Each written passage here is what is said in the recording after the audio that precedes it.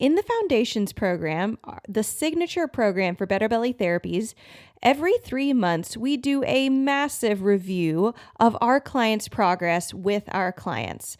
On these calls, we're able to go through in detail all of our clients' top symptoms as well as minor symptoms and get an idea of how well they're progressing in their health goals and get an idea of how else we could be changing their program so they continue to get the fastest results possible.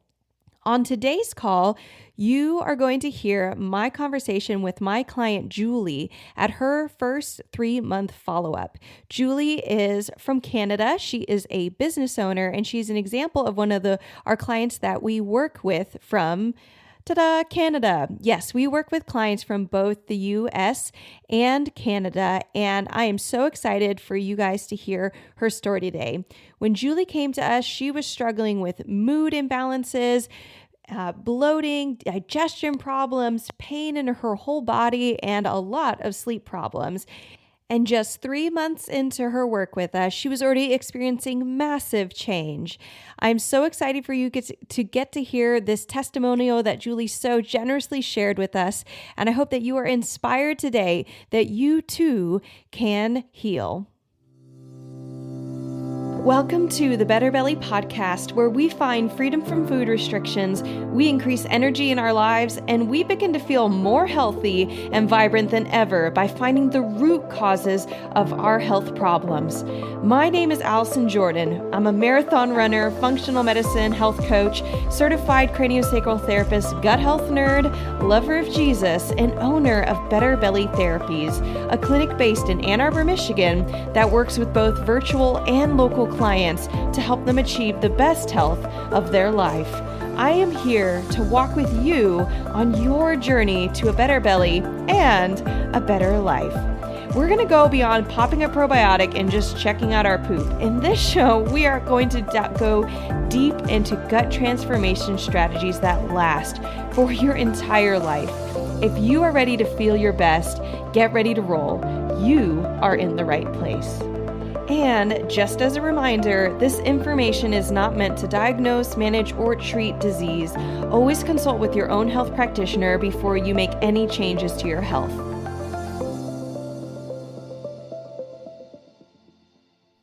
All right. Well, today I'm so excited to have on the show one of my clients, Julie, who is from Canada.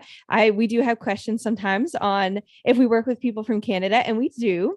So Julie's on the episode today, and we're going to be talking about we're at her 3-month follow-up call. She's been working on her health protocol after doing her lab tests and kind of digging into what's going on in her body. And we've already seen some amazing changes along the way. I remember our first coaching call with Julie. I was like, oh my gosh, you've already experienced some really awesome healing.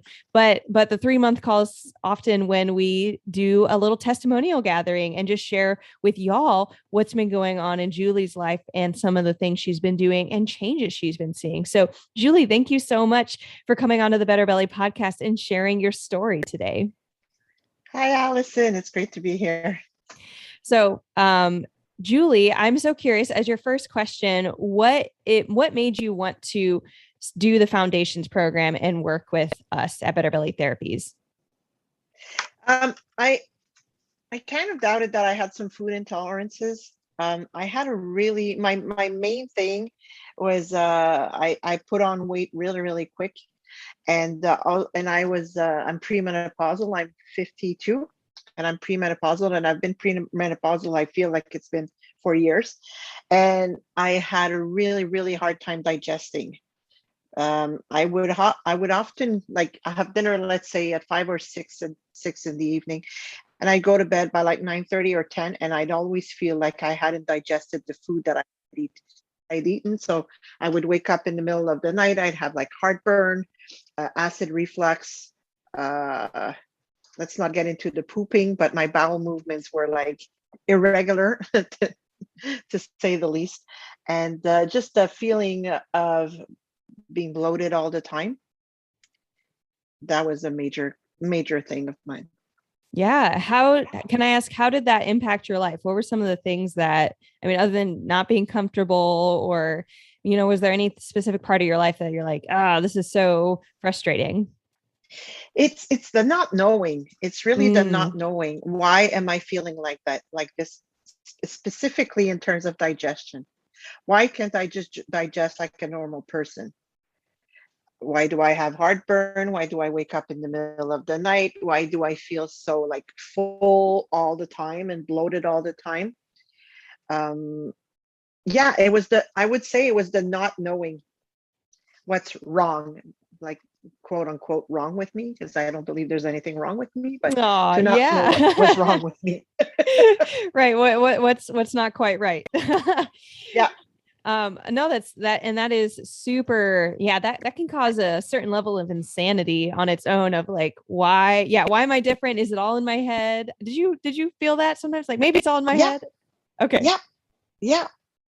Or Yeah. not so, and not so much that, but also like, I remember, for example, like, like I don't know how old your audience is, but I remember, for example, being in my 20s, and going out and then eating like something like just before I go to bed. Like I'm in Canada, but in the province of Quebec, and our thing here is poutine. It's a really bad junk food, but I could eat that and go to bed and be fine. And now I'm like, late 40s, early 50s, and I can't. It's not that I can't eat what I used to eat. It was like no matter what I ate, even though I thought it was healthy, was making me sick. Yeah. Prior to working with us, what had you tried to kind of cope with maybe either specific things you just mentioned or even like digestion specifically? Yeah.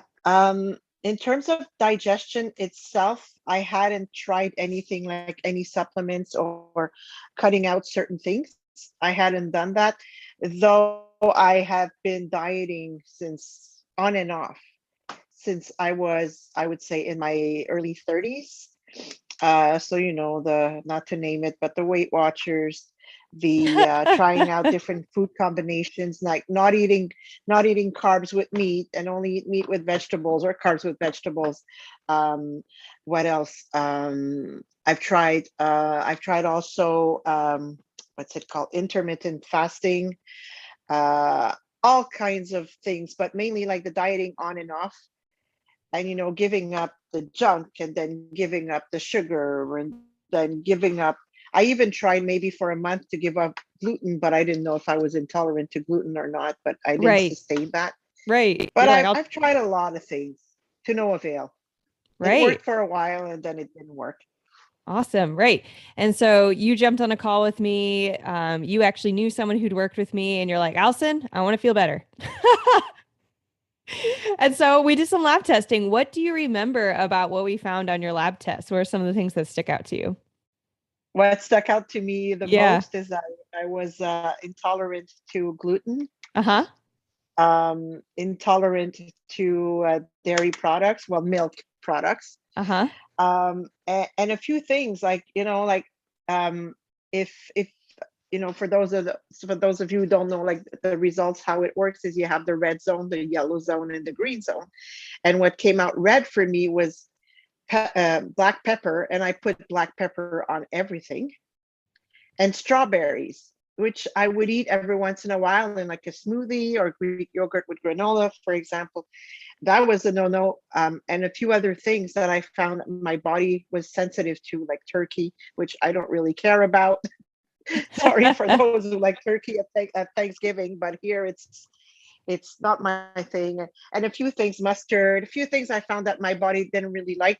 Some of them I didn't care, and some others like salmon and shrimp, I have a problem with because I really like that kind of food. But that's what I found out. And also, I remember we took the one of the tests. I can't remember what it was, but it came out that my level of cortisols were really, really, really elevated. Yeah.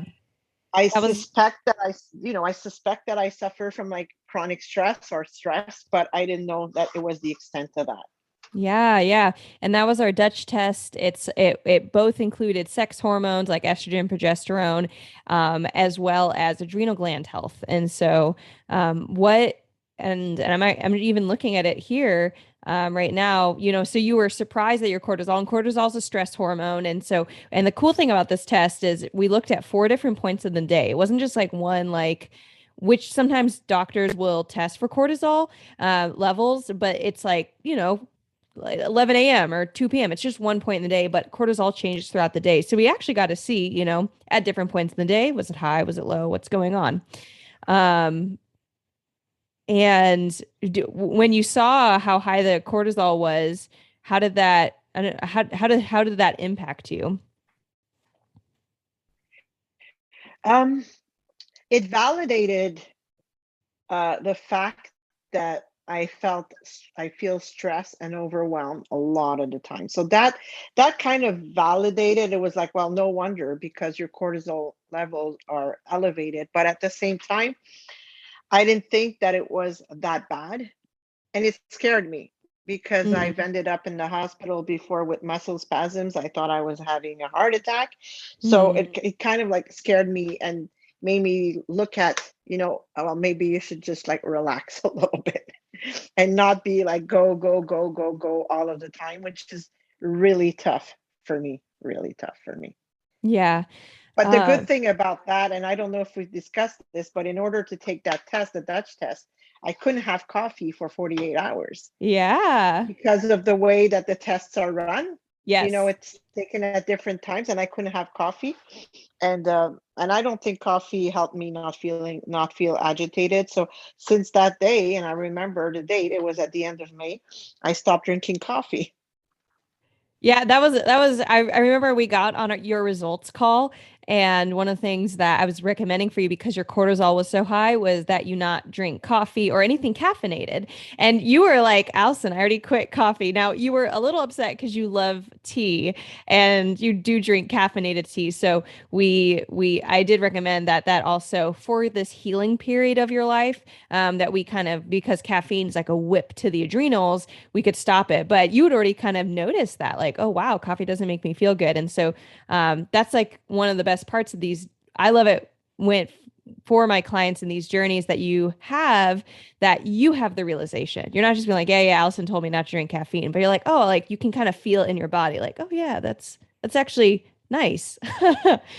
um, and I actually see on so we have these in-depth intake forms that where we have you scale things on a scale of 0 to 5 for some sections, scale 0 to 10, intensity of certain things, like how need to urinate frequently, or this is needing your daily coffee, tea, or cola, which is essentially caffeine. And when you came in, this was in the scale 0 to 5. You were a 5 out of 5, man. Like you're like, I need that. And it's now you rated it for this 3 month follow up at a 0. Can you tell me more about that? Because I don't feel like I need it anymore. I won't go into details, but I've battled a lot of addictions in my life. One being drugs, one being alcohol, and I know that I can give up anything. Like I've given up, smoking cigarettes as well. So I know that I can give up anything, and I never thought I would give up coffee because it's not like that bad. It's only coffee. Sure. But I just gave it up. I figured I'm gonna try to give it up, and I can say that I don't crave coffee. And when I do crave coffee, I'll have it once a week or something. I'll have a decaf soy latte, for example. I'll have that, but it's not I don't crave the caffeine anymore. What I have a hard time with, though, is, I'm a tea drinker, but I'm also, it came out in one of my tests that my body does not respond well to tea. I have a sensitivity to tea. So that I find harder than not drinking the coffee, because there's different kinds of teas, and Yeah. there's caffeine, but also my body does not like tea. Right, right. And That that's a Yeah. multifold situation going on. But kind of going back to the caffeine situation, even when we started your protocol, and we got your lab testing and I analyzed it and I said, based off of these labs, we're not guessing. I'm also not just like, hey, caffeine's just bad. I'm trying to make your life miserable. Don't drink it. I'm like, okay, based off of what we found, I'm recommending that you go off of caffeine to give your adrenal glands a healing time. but now you don't need it to have energy, which is when I told you in the protocol. I don't know if you remember this, but I said something about along the lines of ideally when we're done with your healing protocol, you'll be able to drink caffeine kind of for fun, like because it tastes good. Because like plenty of people love the taste of coffee or the taste of tea, or because it's social, like you're at a coffee shop or you're at a party or you know a brunch or something where there's tea, but it's not like needing it, like oh my gosh I can't function without it, or I didn't get enough today or I need another cup, and that's like a totally different level of like freedom where we're not trying to villainize food, even though I know it was so hard. It was like, but we're not trying to be like, yeah, this is just so evil and so bad. So that was one of the things I was so excited about when you sent in your 3 month update of this form. I was like, yes, we hit it. Very exciting for me. And the other thing I wanted to mention, which you've brought up, is these foods that you don't like. And so, to update our listeners, the tests that we do, the food sensitivity tests that we do, and there's all sorts of types of food sensitivity tests. I actually have a podcast episode that came out recently, as of the date of this recording, called something like, you know, what's the best food sensitivity test for me? And I get into all the varieties of food sensitivity tests there are. But for the one that we did with you, Julie, it's a really cool test because it is great for evaluating food sensitivities that have been developed due to leaky gut. And so I don't know if you remember this when we discussed it, but when we evaluate that test, I categorize all the foods that you got a yellow or a red result on and say, do you eat this food a lot or do you never eat it? And so some of these things you're like tea every day, you know, tea was, you know, yellow for you. Black pepper every day. Black pepper was red. And I kind of said, okay, for these foods that are elevated and there's a known large amount of intake, what we're going to try and do and anticipate is we're going to heal your gut, get some like literally like the lining of your gut. Imagine it were like raw, like a sun tan or a sunburn, you know, but we're going to get that sunburn to heal on the inside of you. Well, then if we re-expose your body to these foods, a lot of times your immune system isn't so hyper vigilant against it because it's not seeing it all the time. And there's no more sunburn on the inside of your gut, essentially. And so there's those foods that are kind of like, I've seen it with multiple clients. Not every food that you've had a lot of exposure to will go away, but I have seen, I'd say 80% of foods that are there. So it's like, hopefully tea won't be a problem and we'll do some things to like test that, and make sure that it doesn't create more symptoms for you. But that's the good news. And then the other things is like some of these foods, you're like, I never eat that. Or like turkey, you're like, I don't even like it. And we kind of discussed sometimes our bodies are super smart and they're like, this is bad for me. I don't even think it tastes good. And so, like I've had people get that with papaya. Papaya will be red. They're like, I never eat papaya. And that's like, well, that will probably never change. So does that sound familiar to you, Julie? That kind of It does. discussion? It Yeah. does. So Yeah, it does. Like I know that I used to eat, for example, I love eating shrimp, and it came out as a yellow for me, but yeah. shrimp is something that I would eat at least, I'd say maybe once a week or once every 2 weeks, but it's something that I typically order at the restaurant. Yeah. So, Yeah. yeah. So it's kind of like one of those things. We'll just see if they go down, and of course this isn't a end all be all. Like it's a very specific type of food sensitivity test, and if we wanted more clarity on certain foods, we could do a different test. But it's definitely a great test because we can say let's avoid all of these for the next 3 to 6 months, and you are going to feel better. So, super good.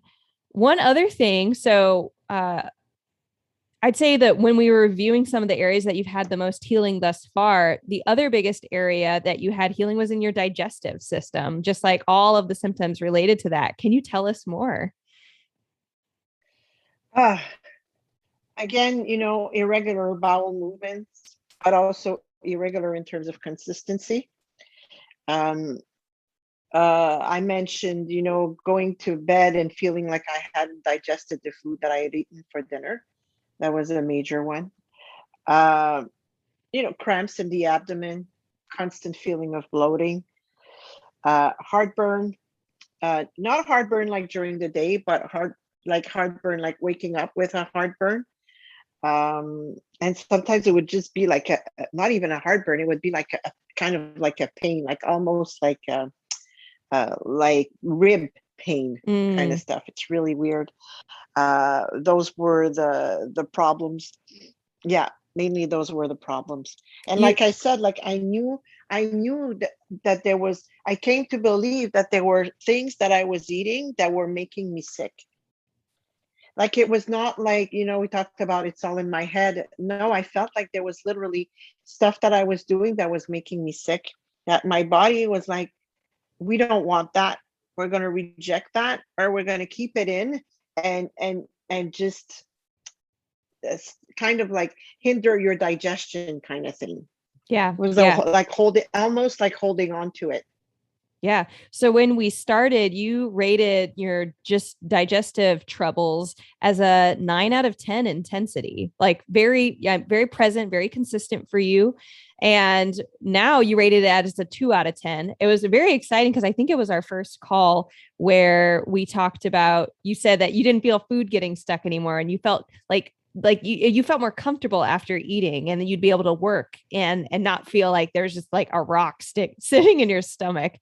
And I'm trying to look, I'm scrolling to where you had, let's see, intestinal gas was at a 5 out of 5, and now it's at a 3 out of 5.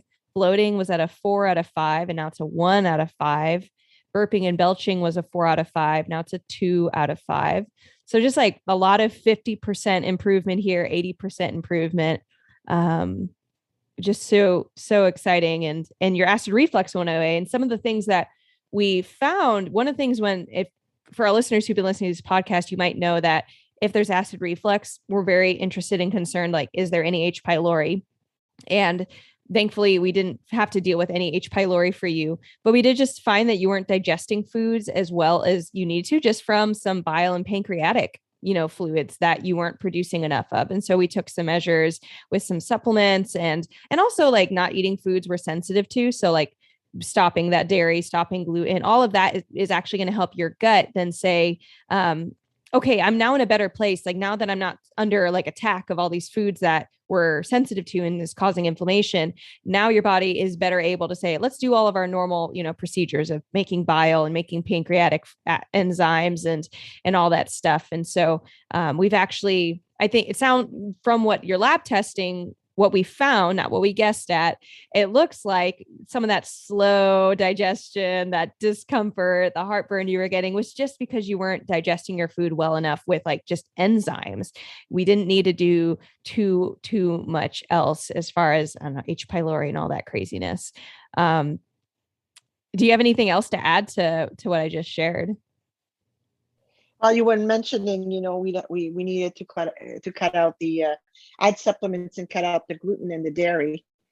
I remember when I looked at my results before our initial call, I looked at my results and I'm like, oh my God, no, no, no, Allison's going to tell me that I need to stop gluten and dairy. And I was ready for gluten. I was like, that's fine, but I was not ready for dairy.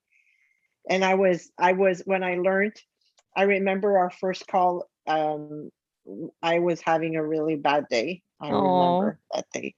I was having a super bad day. So when I learned that I was intolerant to gluten, that was one thing, but dairy, that was like almost the end of the world that day. But because I could not see, like, my main concern was like, what am I going to eat? What am I going to eat? And I've gotten the help of one of the nutritionists that you recommended, but that was the main thing for me. And still even today, it, if I don't, if I can tend to go into the self-pity mode, well, why can't I eat gluten? Why can't I eat dairy? Like a baby, like throwing a tantrum, like I want this and I can't have it. Um, but I would say in general, like everything else in my life, I try to take it one day at a time. And I know that today, staying off the gluten and the dairy is really manageable. hmm. One, What? one, really, but one day at a time. Yeah, that's good. And I know it's interesting to watch everyone's journey your journey and all my clients' journeys with food and diet change varies. I have some people who very quickly say like, oh my gosh, I don't even miss that food anymore. I feel so amazing. I'm like ultra not incentivized. And other times it's like, it takes a while. You're like, no, I do miss it. I remember the way certain things taste, or I remember, being able to more easily buy certain favorite foods or something. And we also learned kind of through discussing, it sounds like Canada actually might use even more dairy in all of your products than America does. It's been interesting to talk through that, but yeah, you've been working with Shannon Calorie, who's our nutritionist that we've partnered with. And so that's been, I hear you talk about talking with her, and that feels really good to me of like, okay, yeah, you've got like someone else to kind of process through and feel good about food. Yeah. Well, we're going to talk about one more thing and then we'll jump off and continue your 3-month follow up offline or off air. But I would love if you would just share the other big thing that I've loved seeing and hearing you talk about all your improvements you've noticed in is your mood. And I know that when you came in, you did mention mood swings as one of your major symptoms, but I think I heard you talk most about like digestion or weight and all this stuff. But mood's been a really phenomenal. When I look at all your numbers, I'm like, wow. When you came in, you rated just your general mood swing symptom as a 8 out of 10. And you said just now it was a 4 out of 10. And that's a 50% improvement in 3 months. And not having to go through, not that this isn't important, but you weren't like going through counseling or like going through some deep, spiritual journey. You were just changing some food, changing some supplements. And it's a big thing and a small thing all at the same time. What can you tell us what you've noticed in your mood, or some of the biggest things you've enjoyed in changes that you've felt in your mood? Yeah. I would say I thought, and and maybe they are, maybe they're not, but because I'm premenopausal, one of the major symptoms is the mood swings. Like, but I feel like I've had mood swings like my whole life, but even worse in premenopause. I can go from like totally relaxed to totally overwhelmed in like 1.5 seconds. And I can go to calm to super annoyed in like 1.5 seconds. And before we at one point we were talking about, I said, I find that my mood swings have, but when I say improved, it really what I'm trying to say is lessened, because they don't improve, otherwise they go up. But they've lessened. And I jokingly said, well, it depends, if you ask my kids, but I would say that I feel more even. Mm. Yeah, more even for sure. And I don't know what does that. To tell you the truth, like I don't know, is it the food, is it the supplements, is it, I don't feel like I've changed a lot in my habits as well, like, so maybe I don't know what does that. Maybe you can explain that to the listeners as well. What makes what makes the difference in the stress levels or in the mood swings? Yeah. So mood is it's a multifaceted experience, and it has to do, if I had to like simplify the system of our mood down, I'd say it's how quickly you can create neurotransmitters. So, for example, some of our clients, and I'm going to talk broadly, not necessarily where you're at, Julie, right now, but some of our clients we work with, they're not breaking down protein really well, and that has nothing to do with how much protein they're eating. But if they have low stomach acid, low bile production, low pancreatic enzymes, which you had a little bit of all three of those, you're not creating the neurotransmitters you need, or you might not be getting the amino acids you need to create neurotransmitters. And those are your little mood regulators in your mind, in your brain. They're the chemicals behind mood. And so some people end up like having mood irregularities because they don't even have the building blocks to make all of their neurotransmitters. Then sometimes we can create too many, and that has to do with sometimes inflammation. And what happens is we create a lot, and then it's hard for us to get rid of them and to convert them so we can get them out of our body. And that's when it's usually that type of pattern that is associated with quickly like becoming angry on a dime, quick, or like once enough stressful things, even minor stressful things happen, it's like it almost can't get out of your body. You're just like stress, stress, stress. It's like there in your body and it can't get out. And so something's blocking your ability to get rid of those and convert them and process them out of your body, because neurotransmitters almost need to be detoxed the same way that a toxin needs to be detoxed. Our whole body, estrogen, progesterone, neurotransmitters, everything's about having the right levels. And so likely you have more of a pattern of that quick, irritation, quick intensity. Potentially, you had some inflammation things going on, and that's its own, like, what type of inflammation, the exact pathways that cause that. There's a lot of things that go on, again, of specific pathways that will block neurotransmitters not being converted and gotten out of the body. But that you follow that pattern more. And I imagine, as we're not having inflammatory foods, as you're having your gut heal, because we actually are giving you supplements that heal your gut. We actually have given you supplements that have helped balance out your estrogen, because even though your Dutch test said, like, she kind of looks perimenopausal, you had an excessive amount of estrogen. And that also, we found a kind of a similar pattern on your GI map, that there was this one marker called beta glucuronidase. When it's really, really elevated, it causes estrogen to recycle in the body, and that can make it hard to lose weight. Estrogen also is a very it intensifies mood. So estrogen makes you cranky, irritable, mood swing prone. And so if you had some of that excess and any estrogen dominance going on, which might be just normal amount of progesterone, but too much estrogen, or normal amount of estrogen and too little progesterone. And for sake of HIPAA, I'm not going to get into exactly all what was going on with you, but we're just going to say that, yeah, you had a little bit excess estrogen, and we took some supplements to help balance that out and help your liver detox estrogen, because it's liver that detoxes estrogen. And so we've supported your liver health on this process through supplements. We've supported your overall inflammation levels through your food choices and supplements. We've supported, decreased amount of, like, caffeine is just such a driver. And also, who knows how much that was adding into mood and kind of, flash bang changes when you have that much cortisol going on in your body. It's keeping you alert, but it's also making you hypervigilant. And so you can kind of see how there's all these levers that have to do with mood. And we sometimes just think it's my willpower. Like, I'm just a bad person, or I just, need counseling, or I just, need more patience, and I need more willpower to activate all of that. And that's just not fair to ourselves. You are a mom, you have a career, and you're very diligent in it. And so it almost makes no sense for us as women, where we're like, but I'm so diligent in all these other areas. And we end up beating ourselves up, and it doesn't make it easier than to be like, we're like beating ourselves up. And that makes us even more prone to be mood, like, unstable and irritated, because we feel shame or guilt or despair or whatever it is we're feeling. And so, we've taken off some of the pressure, I imagine, through several of those avenues for you.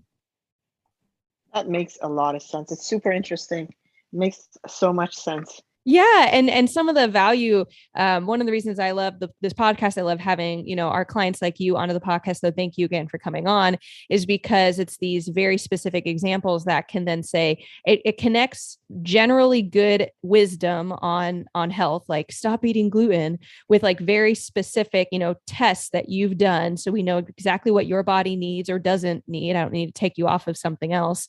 And then we understand some of the biochemistry, and it now lines up of some of your symptoms with some of your what's going on internally, and we don't have to guess. And we also have a better idea of, if you're feeling better, why are you feeling better? So what do you need to keep doing? Or maybe you only need to keep doing stuff for another month or 2 more months, and then your body heals and it sustains itself, because our bodies are intelligently designed creatures that can heal ourselves.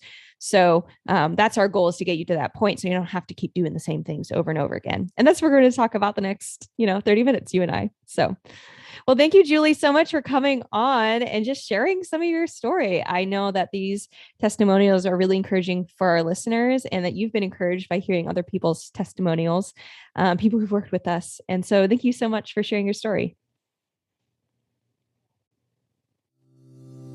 Awesome, guys. Well, I hope you loved that episode with Julie, and I hope it brings you some encouragement today that you are not stuck in your health. And if you're afraid of change in your health, that's okay. Julie was too, and the change was worth it. It's not about going into change without fear, but more so focusing on the outcome that you want that makes the difference in going from where you are to where you want to be. The Foundations program, which Julie was a part of, is currently accepting clients onto our wait list. If you have been ready to get back energy into your life and finally find the root cause of your bloating, gas, constipation, and gut health problems, then go to betterbellytherapies.com/foundations and apply for the wait list if you want to be the first to know when the Foundations program opens again. Or you can click the link in the show notes to take you directly to the Foundations program page and read more about it there. Well, if you love this episode, we have so much more coming down the line. Subscribe so you never miss a beat. And take a screenshot with a friend and share with them if you thought of someone while you were listening to this episode. Do you know someone like Julie? Do you know someone in Canada who wants help with their gut health? I cannot count how many times when I tell someone I'm a gut health therapist that they say, I know someone who needs you. So send that friend you thought of a love note to their gut and do us a favor and pass this podcast along to them. Other ways that you can support us is by leaving a rating and review. I recently noticed that ratings and reviews are acceptable not only on Apple iTunes, but also on Spotify now. So if you've been listening on Spotify, you can now leave a rating and review, and it would mean so much to me and help other people just like you find this podcast and find hope and healing and information. Other ways that you can stay in the conversation is by following us on Instagram and Facebook at Better Belly Therapies. I love connecting with our listeners, and it means so much if you drop by and said hi. And to end us out, our motto, remember, miracles are immediate, but healing takes time. Catch y'all next week.